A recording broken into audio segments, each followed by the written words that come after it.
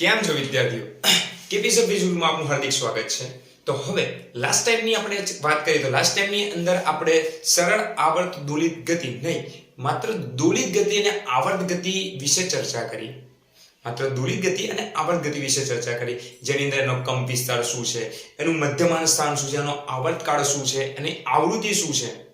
જો ના જોયો તો વિડિયો લેક્ચર જોઈ લો. બરાબર. સરળ આવર્ત ગતિ બાય કેપી સર ફિઝિક્સ ગુરુ. આખું બોલવાનું, બરાબર, કે આખું લખવાનું છે કે સરળ આવર્ત ગતિ part 1 KP sir physics Guru. એની અંદર જઈને જોઈ લો. બરાબર, કે એની અંદર બહુ ઇમ્પોર્ટન્ટ પોર્શન છે, જોવો પડે એમ છે, કારણ કે આપણને બેઝિક નોલેજ હોવું અત્યંત જરૂરી છે. આ ચેપ્ટર એકદમ ઈઝી છે, એટલું બધું હાર્ડ છે નહીં. જેઈ નીટની અંદર આ ચેપ્ટરના બહુ એવા અઘરા પૂછાતા નથી પ્રશ્નો, એકદમ સહેલા બેઝિક પ્રશ્નો પૂછાય છે, બેઝિક નોલેજ ઉપરથી જ ક્વેશ્ચન પૂછાય છે. બરાબર, તો આ ચેપ્ટર આવડવું જ જોઈએ. એકદમ રોકડા માર્ક્સ લેવાના છે, જેઈ નીટમાં બી કરી, આપણે એનસીઆરટી કોર્સની અંદર પણ કરી. ચલો હવે આજે આપણે સ્ટાર્ટ કરવાના છે પુનઃસ્થાપક બળ. પણ એ પહેલા જોઈ લઈએ સરળ આવર્ત ગતિ કોને કહેવાય. ચલો આખું લખેલું તમારા માટે કે સરળ આવર્ત ગતિ. સરળ આવર્ત ગતિ અને સરળ આવર્ત ગતિને હું ટૂંકમાં લખીશ સ આ ગ. બરાબર, પછી એમને કહેતા સર આ સ આ ગ શું છે.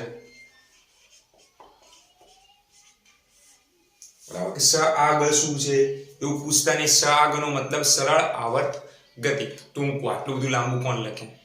આમે તમે આપણે જે નીટમાં એમસીક્યુ છે, એકદમ મીંડા ટૂંકમાં કરવાના છે, એટલું ડિસ્ક્રિપ્ટિવ લખવાનું નથી. બરાબર, અને આને ઇંગ્લિશમાં બોલવામાં આવે simple harmonic motion. Simple harmonic motion એટલે કે SHM. તો હું SHM લખું તો આ સમજવાનું કે સરળ આવર્ત દોલિત ગતિની જ વાત થઈ રહી છે. તો આ સરળ આવર્ત દોલિત ગતિ શું છે, સરળ આવર્ત ગતિ છે શું? તો પહેલી કન્ડિશન એની કે પહેલા તો એ આવર્ત ગતિ હોવી જોઈએ. પહેલી કન્ડિશન એ આવર્ત ગતિ હોવી જોઈએ. આવર્ત ગતિ ખબર છે ને, લાસ્ટ લેક્ચર ની અંદર આપણે ભણી ગયા કે જે ગતિ નિયત સમય પોતાની ગતિનું પુનરાવર્તન કરતું હોય, તો સોરી, જે દોલિત કરતો કણ અથવા તો પરિભ્રમણ કરતો કણ, જે કણ પોતાની ગતિનું નિયત સમય પુનરાવર્તન કરે એને બોલવામાં આવે આવર્ત ગતિ. તો પહેલી કન્ડિશન આવર્ત ગતિ હોવી જોઈએ. બીજી કન્ડિશન દોલન થતો હોવો જોઈએ. બીજી કન્ડિશન કેવી છે બેટા? દોલિત ગતિ હોવી જોઈએ. એની અંદર કયું ઉદાહરણ હતું કે સ્પ્રિંગ ડિંગ ડિંગ ડિંગ ડિંગ અને બીજું દોલન, બીજું લોલક, એવા બે ઉદાહરણ હતા. ત્રીજું હુકના નિયમનું પાલન થવું જોઈએ. હુકના નિયમનું પાલન થતું હોવું જોઈએ.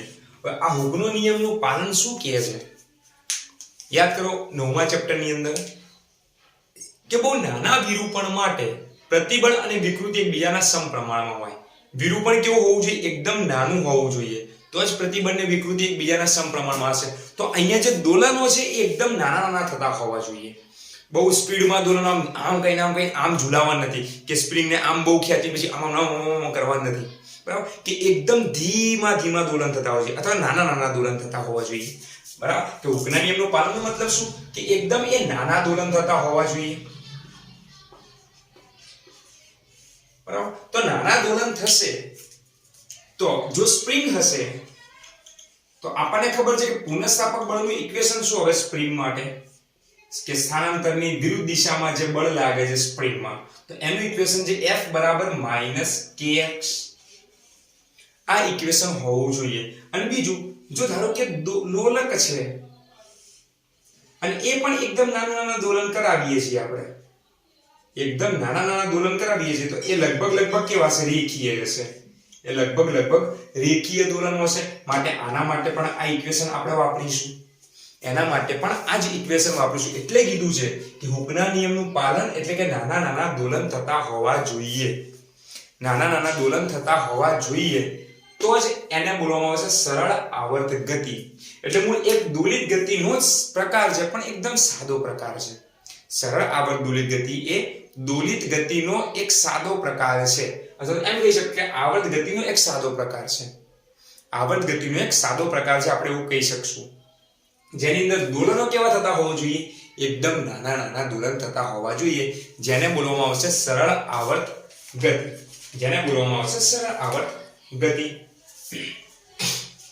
બરાબર. તો આ સરળ આવર્ત દોલિત ગતિ થવા માટેની કન્ડિશનો છે. બરાબર. હવે આપણે આગળ ચની ચર્ચા કરીએ કે આગળ આ જે અલગ અલગ વેગ, પ્રવેગ, બળ, તો એ બધું નીકાળવું કઈ રીતના, ક્યાંથી આવ્યું. બરાબર. તો સૌથી પહેલા આપણે જોઈએ પુનઃસ્થાપક બળ. સૌથી પહેલા જોઈએ પુનઃસ્થાપક બળ. પહેલા આની ચર્ચા કરવાની છે, આનો ગ્રાફ દોરશું આપણે. આની ચર્ચા કરવાની, આના ગ્રાફ દોરશું બળનો, બળ વિરુદ્ધ સ્થાનાંતરનો. બરાબર, કે બળ વિરુદ્ધ સ્થાનાંતરનો ગ્રાફ દોરવાનો છે. ચલો જોઈએ. શું કીધું ભાઈ, કે માની લઈએ કે એક સ્પ્રિંગ છે. ચલો આપણે સ્પ્રિંગ આ રીતના દોરીએ.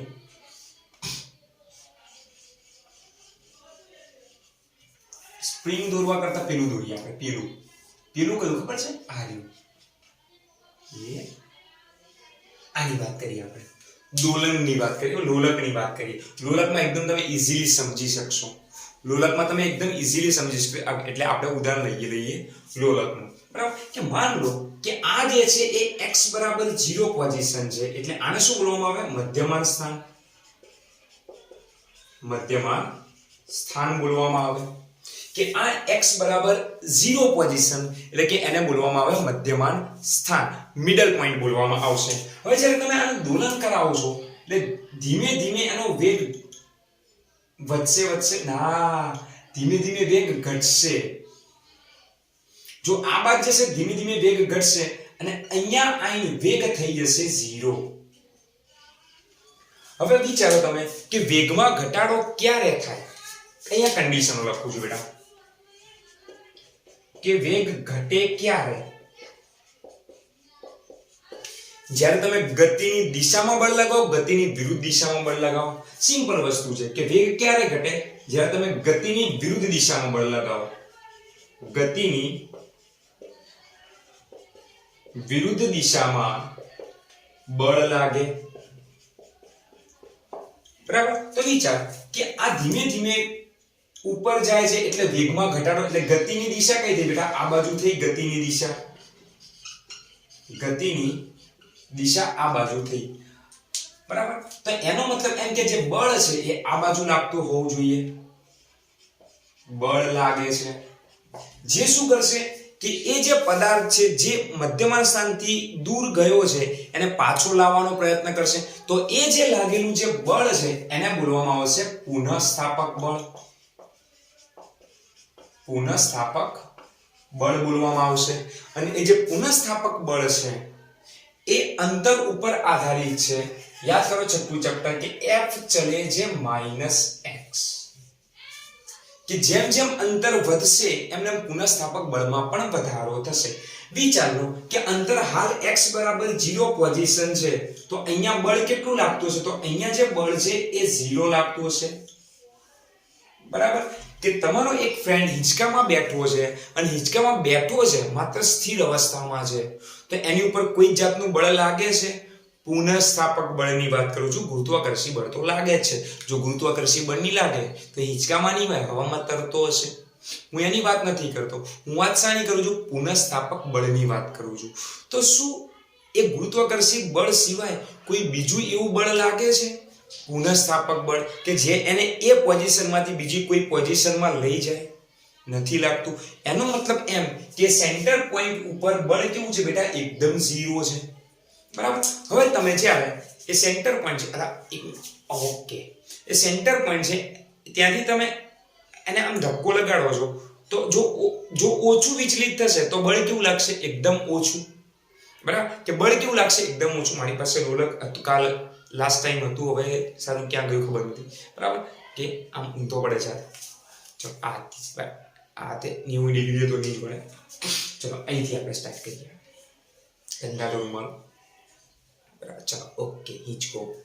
બરાબર, તો અહીંયાથી તમે શું કરો છો કે એને જ્યારે આમ દોલિત કરાવો છો, બરાબર, તો ધીમે ધીમે ચલો તમે આટલાને ખાલી અડાડીને 5 મિનિટ ઉભા રહી શકશો. કેમ? કારણ કે તમને બળનો અહેસાસ થશે, એની બળનો અનુભવ નહીં થાય. થોડુંક આમ કરીને હવે તમે 5 મિનિટ ઉભા રહો.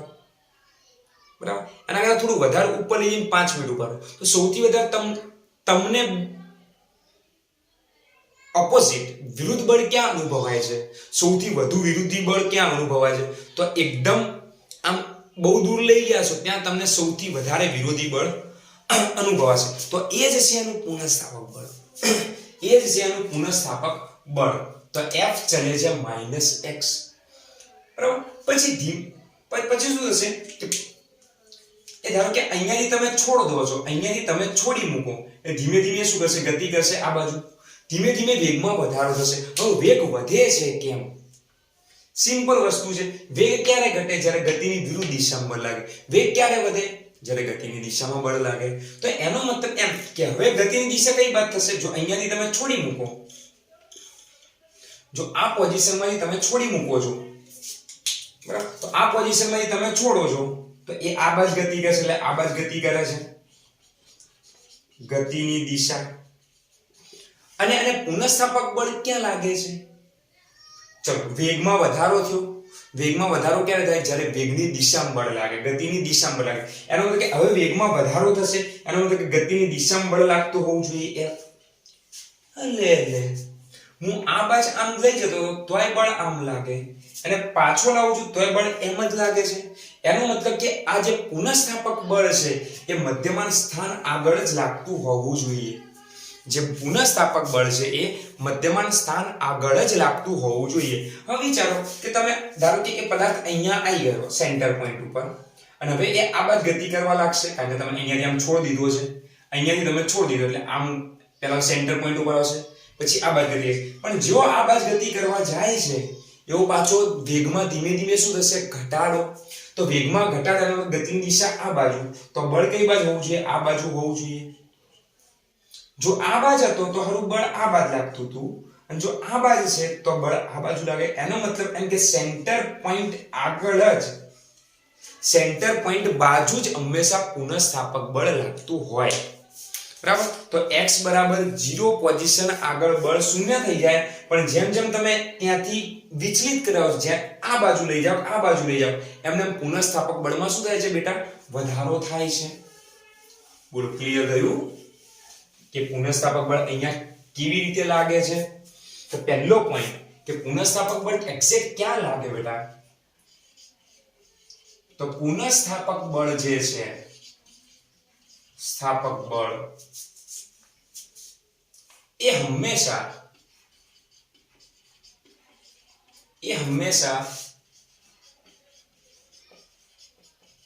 મધ્યમાન સ્થાન તરફ જ લાગે.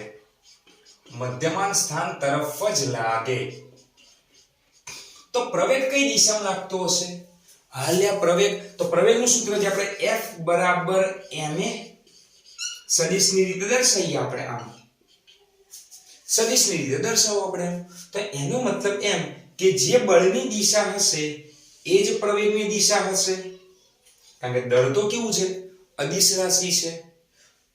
ઓકે, હવે ખબર પડી કે બળની દિશા એ જ પ્રવેગની દિશા. તો એનો મતલબ એમ કે પ્રવેગ પણ હંમેશા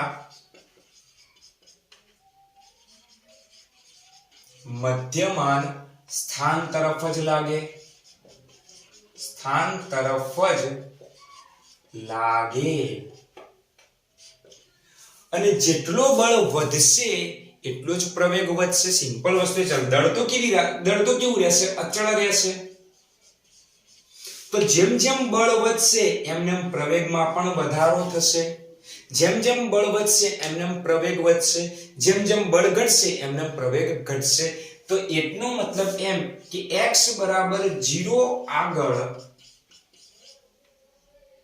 F અને a શૂન્ય હોય,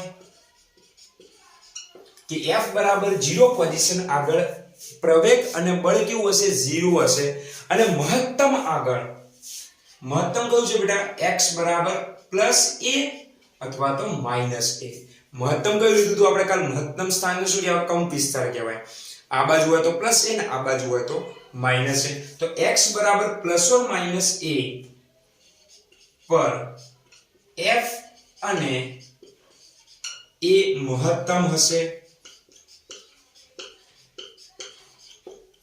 બરાબર કે f અને a કેવું હશે મેક્સિમમ હશે ક્યાં આગળ a બિંદુ આગળ અને દિશા કઈ બાજુ x બરાબર 0 એટલે કે મધ્યમાન સ્થાન બાજુ હશે દિશા પછી ગમે તે બાજુ હોય a બાજુ હોય તો આ દિશામાં મધ્યમાન સ્થાન જો -a બાજુ હોય મધ્યમાન સ્થાન આ દિશામાં હોય બળ એ દિશામાં લાગશે મધ્યમાન સ્થાન બાજુએ લાગશે એટલું ગાંઠવા દીધું તમે ચલો હવે આગળ જઈએ ચલો બટી લોગ આપણે પુનઃસ્થાપક બળનું ઇક્વેશન જોઈએ કે what is the equation of પુનઃસ્થાપક બળને અંગ્રેજીમાં શું કહેવાય લે પુનઃસ્થાપક બળ ચલો મને તો નહીં આવડતું તમે ગણ લેજો પુનઃસ્થાપક બળ F બરાબર -kx અથવા તો -ky પણ કહી શકો તમે જો y દિશામાં દોલન થતા હોય તો ky જો x દિશામાં દોલન થતા હોય તો kx જો z દિશામાં દોલન થતા હોય તો kz એ x k ની જોડેનું જે છે f ના સૂત્રમાં બળના સૂત્રમાં k ની જોડેનું જે વસ્તુ છે k ની જોડેની જે રાશિ જે આપણને સ્થાનાંતર બતાડે છે સ્થાન બતાડે છે બરાબર તો આ એનું ઇક્વેશન થયું તો આનો ગ્રાફ કેવો આવશે તમે ગ્રાફ કદી જોયો છે આ રીતનો કે જેને બોલવામાં આવે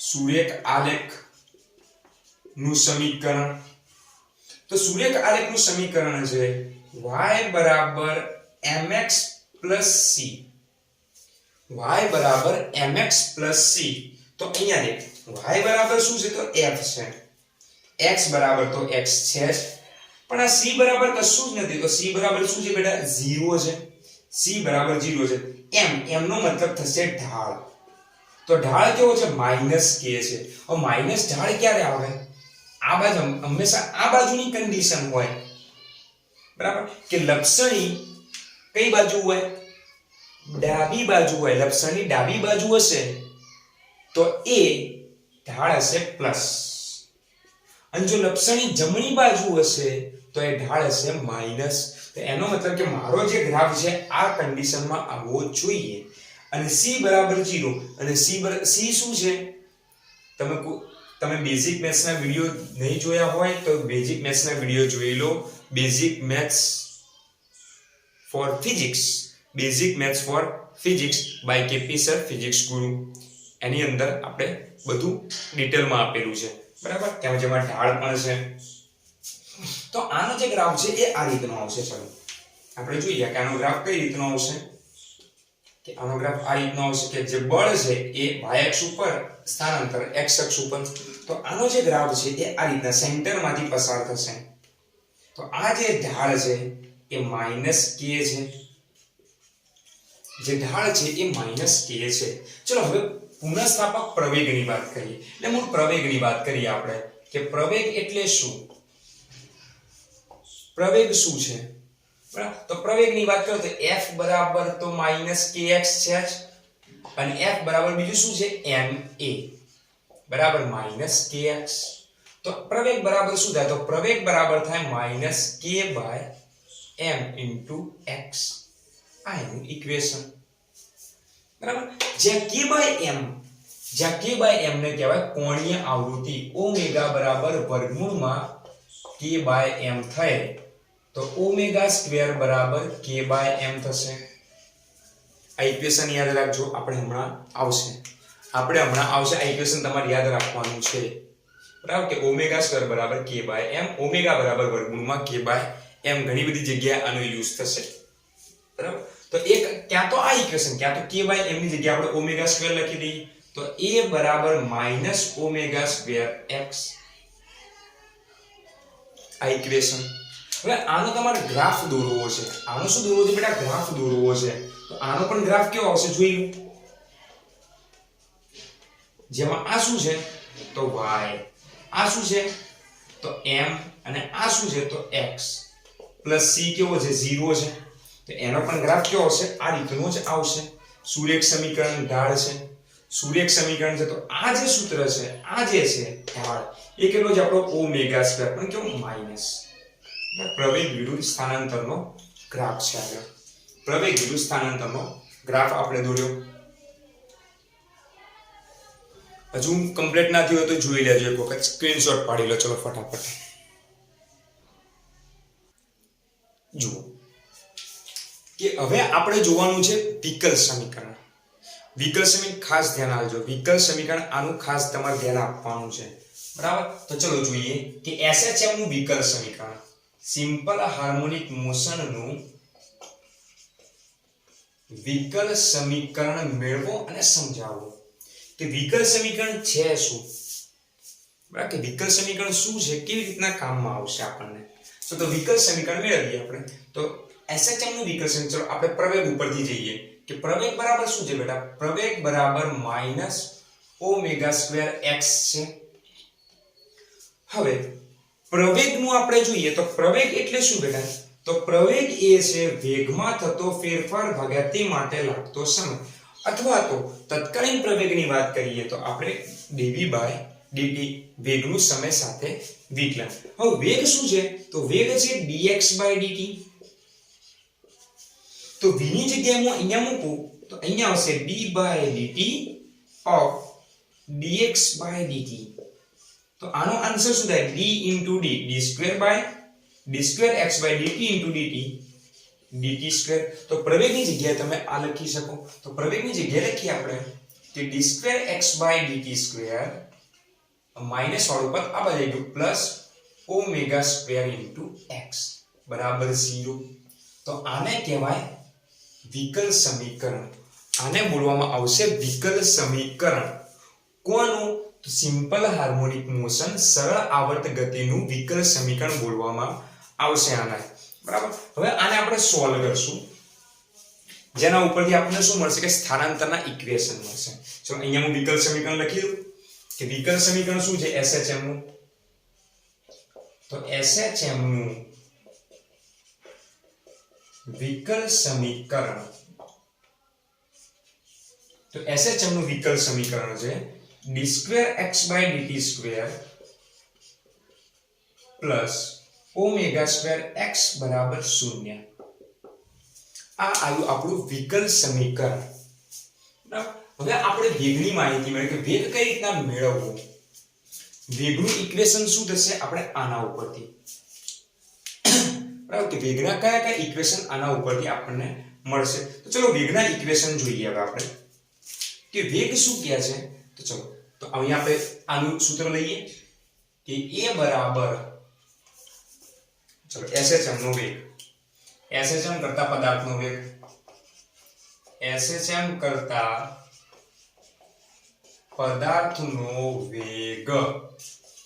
કોનો વેગ, SHM કરતા પદાર્થનો વેગ, સિમ્પલ હાર્મોનિક મોશન કરતા પદાર્થનો વેગ, સરળ આવર્ત ગતિ કરતા પદાર્થનો વેગ, સરળ આવર્ત દોલિત ગતિ કરતા પદાર્થનો વેગ. તો v બરાબર ઇક્વેશન શું મળશે એ આપણે હવે અહીંયાથી ચેક કરશું. તો a બરાબર શું છે, તો a બરાબર છે minus omega square into x, minus a બરાબર માઈનસ ઓમેગા સ્ક્વેર x. હવે એ શું છે બેટા, તો એ જે છે એ વેગનું વિકલન છે dv/dt બરાબર minus omega square into x. અહીંયા જુઓ મારે સંકલન કરીને વેગ લાવવો છે, સંકલન કરીને વેગ લાવવો છે. તો સંકલન કરીને વેગ લાવવો છે તો અહીંયા ત્રણ ચલ થઈ ગયા, કારણ કે દેખો પ્રવેગ બદલાય છે કોના આધારે, સ્થાનાંતરના આધારે. અહીંયા પણ વેગ બદલાય છે કોના આધારે, સમયના આધારે, અને વેગ બદલાય છે પાછું સ્થાનાંતરના આધારે પણ. તો અહીંયા ત્રણ ચલ થઈ ગયા. તો ત્રણ ચલ હોય તો આપણે સંકલન કરી શકીએ નહીં. તો આપણે અહીંયા વેગનું જે સમીકરણ છે એ કોના આધારિત લાવવું છે, તો x ના આધારિત. કે જેમ જેમ અંતર બદલાશે એમ એમ વેગમાં શું ફેરફાર થશે, તો x આધારિત આપણે સમીકરણ લાવવું છે. તો અહીંયા હું શું કરું, દેખો એક મેથડ કરીએ આપણે કે dv/dt છે એને મારે x ના ફોર્મમાં લાવી દેવું છે, તો હું અહીંયા શું કરું કે dx ભાગ્યા dx વડે ગુણું, dx વડે ગુણ્યા અને dx વડે ભાગ્યા. તો આ જે સમીકરણ છે જુઓ એ આને કે dx ભાગ્યા dt, તો dx ભાગ્યા dt શું થશે? ચલો અહીંયા હું સિમ્પ્લિફિકેશન કરું કે dv એમનું એમ dx એના ભાગાકારમાં ગુણ્યા dx ભાગ્યા dt. તો dx ભાગ્યા dt શું કહેશો તમે? v કહી દેશો. dx ભાગ્યા dt તમે શું કહેશો? v કહેશો. તો આપણું સૂત્ર શું થઈ ગયું કે v આખો v ગુણ્યા dv ભાગ્યા જે dx, અહીંયા ભાગાકારમાં જે dx આવવાનો છે એને જવા દો હું આ બાજુ ગુણાકારમાં minus omega square x into dx. કે અહીંયા જે ભાગાકારમાં dx આવવાનો હતો એને મેં આ બાજુ જવા દીધો ગુણાકારમાં. હવે દેખો બે ચલ થઈ ગયા આપણી પાસે. હવે કેટલા ચલ થઈ ગયા? બે જ ચલ. ત્રણ ચલ હતા એની જગ્યાએ બે ચલ આપણે કરી દીધા. હવે હું અહીંયા સંકલન કરું છું. તમને યાદ હોય તો કે ક્યાં આગળ વેગ કેટલો હશે? 0 આગળ વેગ કેટલો હશે? બોલો 0 આગળ બેટા વેગ કેટલો હોય? 0 આગળ વેગની માહિતી મને આપો. બરાબર? અને વેગ ક્યાં 0 થઈ જાય પેલા મને એમ કહેજો. હું અહીંયા આમ દોરું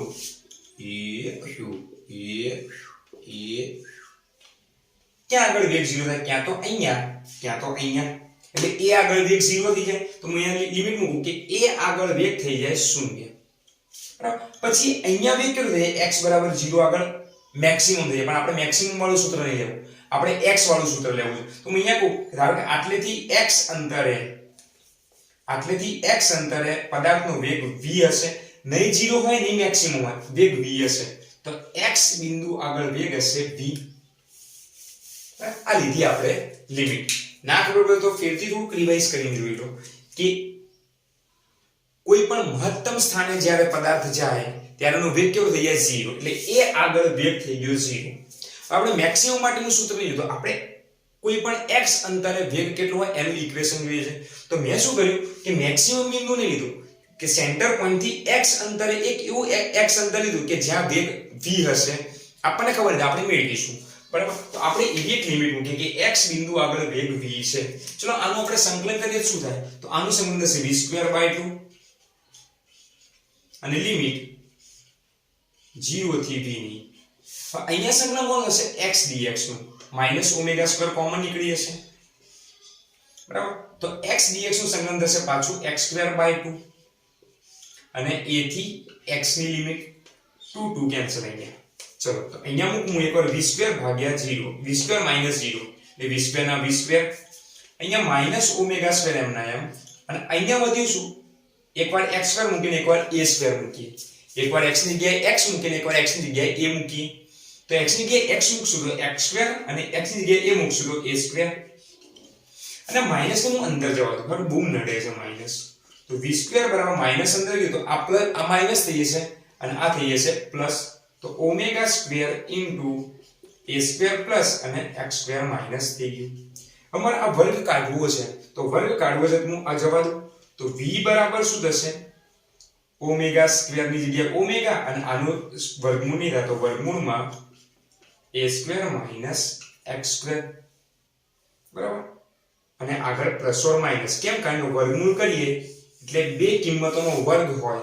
માઈનસ નો વર્ગ પ્લસ થઈ જશે, પ્લસ નો વર્ગ પણ પ્લસ થાય. તો વર્ગમૂળ બે માંથી કોઈ એક હોય છે કે માઈનસ પણ હોય છે કે પ્લસ પણ હોય છે. એટલે વેગનું સૂત્ર આવે v બરાબર પ્લસ ઓર માઈનસ ઓમેગા વર્ગની અંદર a² માઈનસ x².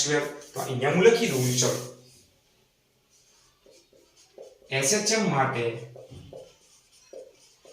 વેગનું સમીકરણ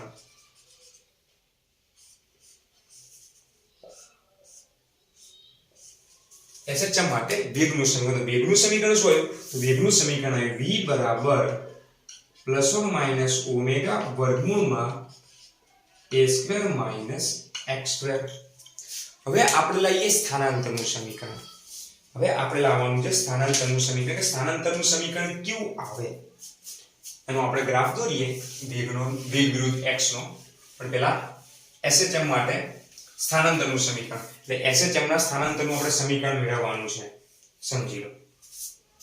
બરાબર? ચલો તો આપણે હવે લઈએ સ્થાનાંતરનું સમીકરણ SHM માટે. SHM માટે સ્થાનાંતર. તો વેગનું ઇક્વેશન ત્યાંથી ઉઠાવું, વેગનું ઇક્વેશન ત્યાંથી ઉઠાવીને વર્ગ કરીને ઉઠાવો. તો વર્ગ કરીને ઉઠાય તો v સ્ક્વેર બરાબર ઓમેગા સ્ક્વેર કૌંસમાં a સ્ક્વેર માઇનસ x. એક મિનિટ, નથી ઉઠાવ્યું એવું, આપણે ડાયરેક્ટ જ ઉઠાવીએ કે v બરાબર પ્લસ ઓર માઇનસ સાઈડમાં રાખો, કારણ કે એ પ્લસ ઓર માઇનસ વેલ્યુ છે, બરાબર. તો ઓમેગા વર્ગમૂળની અંદર a square minus x square, બરાબર. a square minus x square આવું ઇક્વેશન આવ્યું. હવે આની વાત કરું હું, આપણે તો સ્થાનાંતરનું ઇક્વેશન લાવવાનું છે, વેગનું લાવવાનું નથી.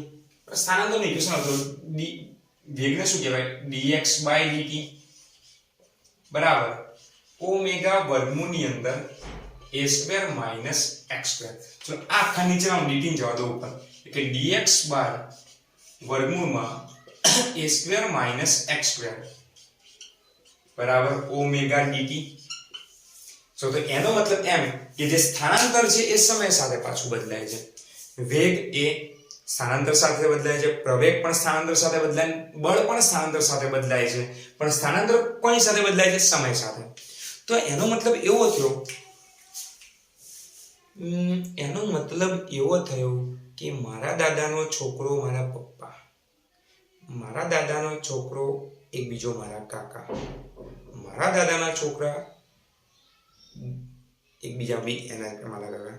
એનો મતલબ કે એમના જે છોકરા છે, એટલે મારા કાકાનો છોકરો મારા પપ્પાનો છોકરો, એટલે હું મારા બીજા કાકાનો છોકરો એટલે મારા કાકાનો છોકરો ગણીએ તો એ બધા અલ્ટિમેટલી બધા રિલેશન દાદા જોડે છે. તો એનો મતલબ એવો થયો કે બળ એ સંબંધ રાખે છે x જોડે, પ્રવેગ પણ સંબંધ રાખે છે x જોડે, વેગ પણ સંબંધ રાખે છે x જોડે, પણ x સંબંધ રાખે છે સમય જોડે. તો એનો મતલબ એવો થયો કે બળ, પ્રવેગ અને વેગ એ સમય જોડે સંબંધ રાખે છે. ડાયરેક્ટ ના ગણીએ તો ઇનડાયરેક્ટલી ગણીએ કે એ સમય સાથે સંબંધ રાખે છે. ઓકે, તો એનો મતલબ કે આનામાં જેમ અક્ષ x જેમ સ્થાનાંતર રૂપે સમીકરણ મેળવ્યા છે એમ એવા ને એવા સમય સાથે પણ સમીકરણો હોવા જોઈએ. ઓકે, હવે ખબર પડી કે આના સમય સાથે પણ સમીકરણો હશે નહીં, છે સમય સાથે સમીકરણો છે. કેમ? કારણ કે પ્રવેગ, બળ અને વેગ આધાર રાખે છે x ઉપર અને x આધાર રાખે છે સમય ઉપર. તો ઇનડાયરેક્ટલી આ લોકો એવું કહેવા માંગે છે કે આ ત્રણે ત્રણ પણ સમય ઉપર જ આધારિત હોવા જોઈએ. કેમ? કારણ કે એને એ જેની ઉપર ડિપેન્ડન્ટ છે એ જ સમય ઉપર ડિપેન્ડન્ટ. તો આ ત્રણે વાસ્તવમાં ડિપેન્ડન્ટ કોની ઉપર છે? સમય ઉપર છે. તો આના સમય સાથેના પણ સમીકરણો છે. એટલે આ ત્રણ સમીકરણો નથી, હજુ બીજા સમીકરણો છે, આવે છે, ચિંતા ન કરજો, આપણે ભણીશું. ચાલો, તો આનું સંકલન કરવાનું છે. આનું સંકલન શું થાય? તો ધ્યાન રાખજો, આનું સંકલન શું થાય એ ધ્યાન રાખજો કે આનું જે સંકલન છે એ sin ઇન્વર્સ x² / a² થશે. આવું તો આવ્યું નથી, આવું તો આપણે આવ્યું નહીં. Sorry, sin² / a² x / a થશે કે sin ઇન્વર્સ x / a થશે. આવું આપણે આવ્યું નથી. પણ જે મેથ્સના વિદ્યાર્થીઓ છે એમને આ આવડતું હશે કે આનું સંકલન direct sin inverse x / a થાય, બરાબર. અને આનું સંકલન 0 થી t કે 0 થી t, અને આનું સંકલન 0 થી x, સંકલન 0 થી x. ચલો અહીંયા મૂકી દઉં તો શું થશે? અહીંયા 0 થી t માં ઓમેગા dt નું સંકલન t લિમિટ 0 થી t ની. તો અહીંયા હું જોઉં તો એકવાર x મૂકું ને એકવાર 0 મૂકું તો sin ઇન્વર્સ ડાયરેક્ટ sin માં 0 ની વેલ્યુ 0 ની મળે, એટલે 0 મૂકવાનો કોઈ ફાયદો નહીં. તો આપણે ડાયરેક્ટ x ની વેલ્યુ મૂકીએ તો sin ઇન્વર્સ x / a 0 થી x ની લિમિટ માટે તો ઓમેગા t sin ગયો પેલી બાજુ. યાદ કરો કે sin થીટા બરાબર, ધારો કે b છે તો થીટા બરાબર sin ઇન્વર્સ b કહેવાય કે a કહેવાય. તો sin ઇન્વર્સ આ બાજુ શું થઈ જાય? એ વિધેયમાં પરિવર્તન થાય થીટાના ફોર્મમાં. x / a બરાબર sin ઓમેગા t, એ ગયો આ બાજુ. તો x બરાબર ઇક્વેશન આવ્યું આપણું a sin omega t okay, final equation આવ્યું કે x બરાબર a sin ઓમેગા t. એનો મતલબ એમ કે SHM માટે સ્થાનાંતરનું સમીકરણ SHM માટે સ્થાનાંતરનું સમીકરણ આવ્યું આપણી જોડે કે x બરાબર a sin ઓમેગા t, અથવા તો આવું પણ કહી શકીએ કે x બરાબર a cos ઓમેગા t.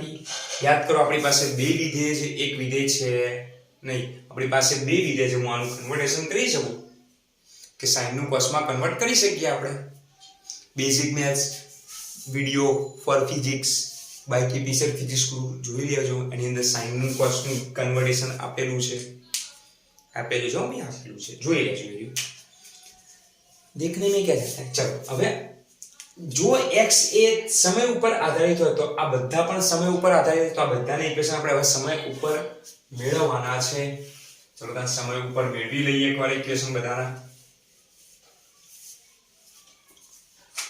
ચલો ચલો ચલો ચલો તો આપણે લાઈન સર મેળવીએ.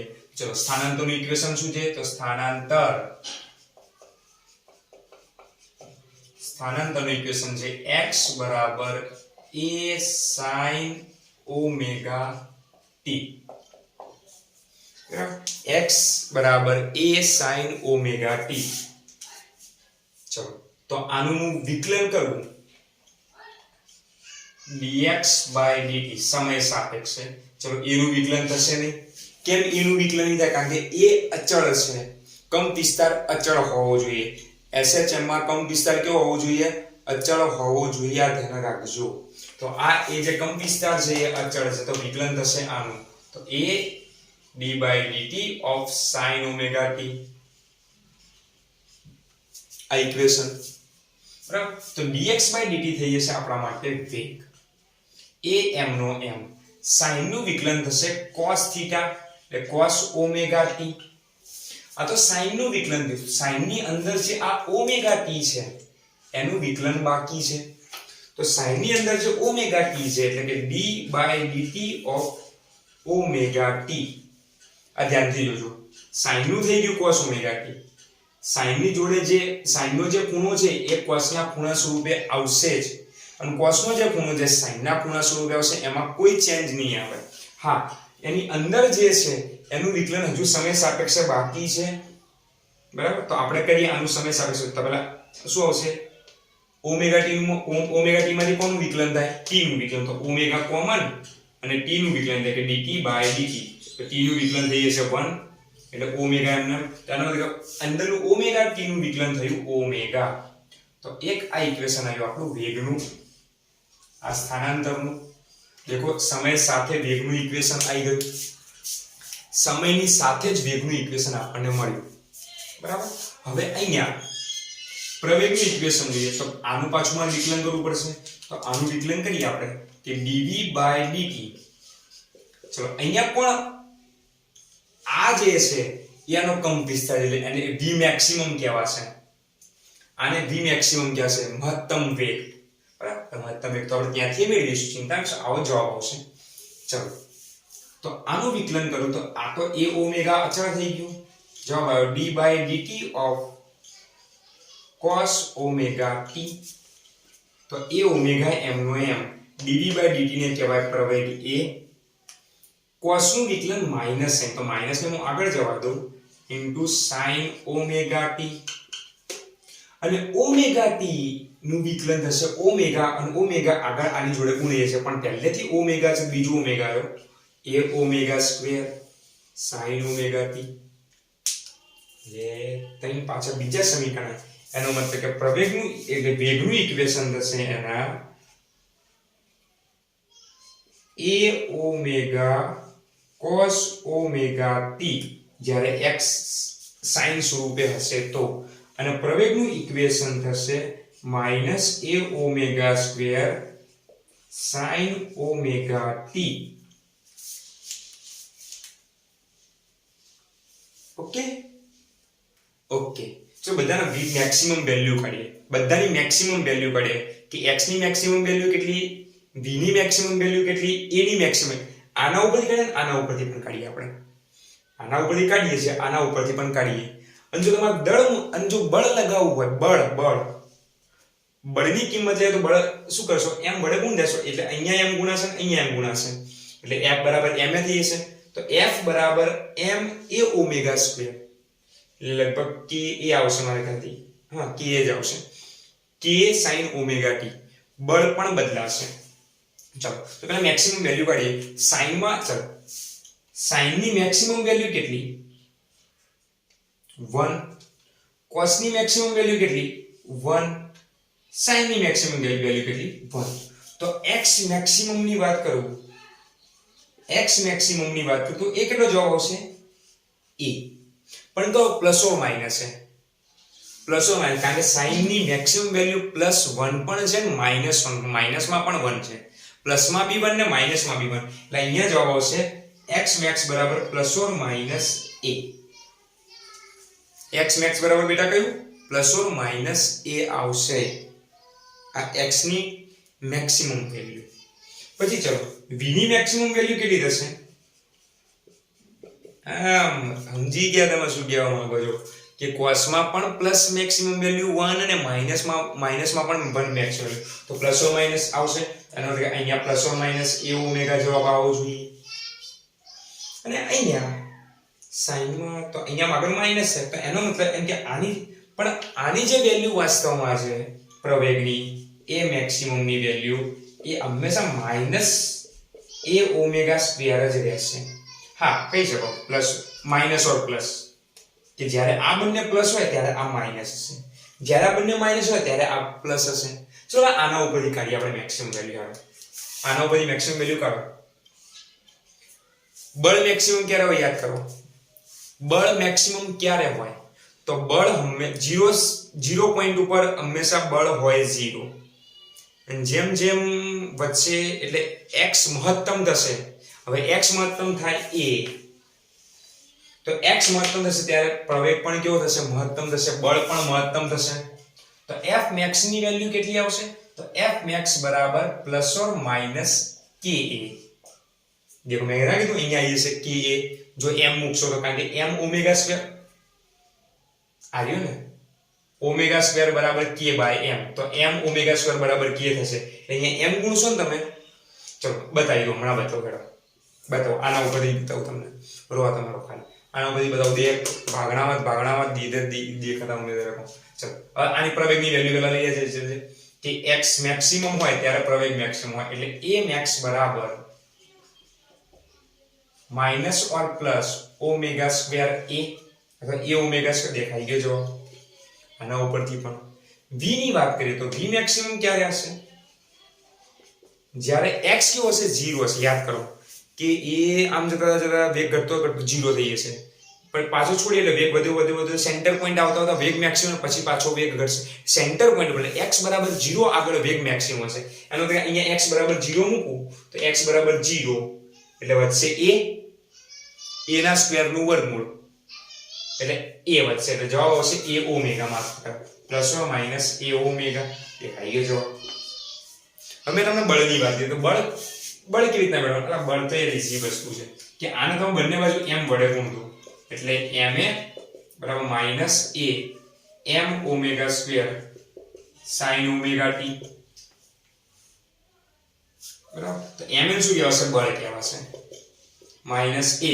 હવે દેખી લો ઓમેગા સ્ક્વેર બરાબર k બાય m, તો k બરાબર શું થશે m ઓમેગા સ્ક્વેર થશે. તો m ઓમેગા સ્ક્વેર ને તમે શું લખીશું, k લખી શકો એટલે k a કરી દઉં અહીંયા, k a sin omega t. હવે આની મેક્સિમમ વેલ્યુ કેટલી +or - 1, તો +or - 1 મૂકો તો અહીંયા જવાબ શું આવશે +or - ka.